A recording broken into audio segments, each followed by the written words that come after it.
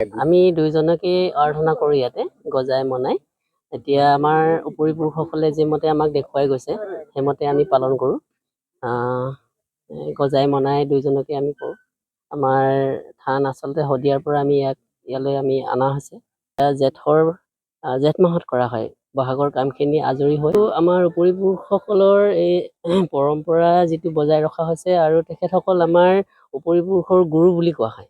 গজাই ডাঙৰীয়া আৰু মনাই ডাঙৰীয়া তেখেতসকলে আমাৰ সোণোৱাল সংস্কৃতি বাহক আছিল। সোণোৱাল সংস্কৃতিটো তেওঁলোকে ধৰি ৰাখিছিল আৰু তেওঁলোকে আমাৰ সোণোৱাল সম্প্ৰদায়ৰ যিখিনি মানুহ আছে সেই মানুহখিনিক পথ প্ৰদৰ্শক হিচাপে তেখেতসকলে আমাক দেখুৱাই গৈছিলে আমাৰ যিখিনি কাম কৰিব লাগে। সেই হেতুকে আমি তেখেতসকলক গুৰু মানি আজি অনুষ্ঠানটো কৰা হয়।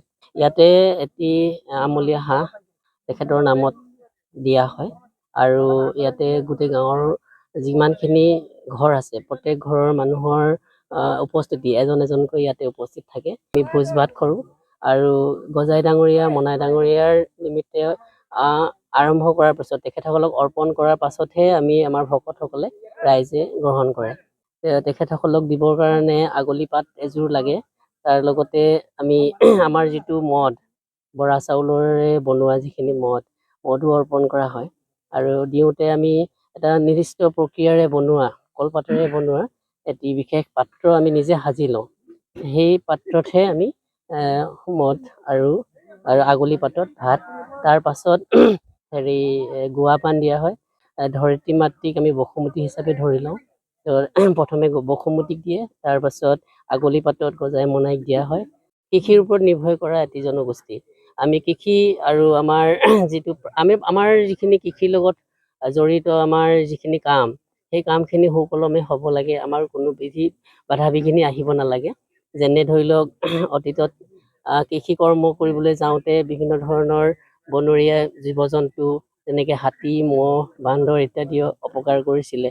সেইখিনি দূৰ হ'ব লাগে বুলি গজাই মনাই ডাঙৰীয়া যিটো নিৰ্দেশ তেওঁ কৰি থৈ গৈছে আগতে, তেওঁ তেনেধৰণে মুক্তি পাইছিলে। তো সেই তাকেই অনুকৰণ কৰা হয়। আদিম যুগৰ পৰাই আমাৰ ককা আইতাসকলৰ দিনৰ পৰা আমি দেখি আহিছোঁ যে আমাৰ যেতিয়া নেকি বহাগৰ প্ৰথম বিহু শেষ হয়, বিহুৰ শেষ হোৱাৰ লগে লগে জেঠৰ পহিলা জেঠতেই এই পূজাভাগি আমাৰ গোটেই গাঁৱৰ ৰাইজে মিলি পিনে আমাৰ এই পথাৰৰ মাজত হাবিৰ কাষত গোটেই ৰাইজে মিলি অনুষ্ঠিত কৰে। আমি শুনিছোঁ যে ককা আইতাৰ মুখৰ পৰা আমি শুনিছোঁ যে আমাৰ কছাৰীসকলৰ গজাই নামৰ এজন আৰাধ্য দেৱতা আছিলে। সেই দেৱতাক সন্তুষ্টিৰ নিমিত্তে এই পূজাভাগি গাঁৱৰ ৰাইজে সকলোৱে মিলি আদিম যুগৰ পৰাই কৰি অহা হৈছে।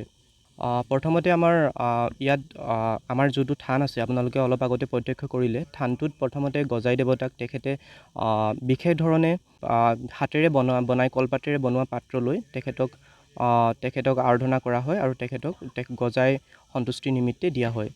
যে এইখিনিতে কোৱা হয় গজাই দেৱতাৰ তেখেতৰ এক অলৌকিক শক্তি আছিলে। তেখেতক যেতিয়া নেকি জেঠৰ পহিলা সময়ত পথাৰত যেতিয়া পানী নাইকিয়া হৈ যায় তেতিয়া গজাই দেৱতাক পূজা কৰি বৰষুণৰ নিমিত্তে তেখেতক পূজা কৰে। তেখেত কৃষি কৰ্মৰ লগত জড়িত এইটো আমাৰ পূজা বুলি আমি ক'ব লাগিব।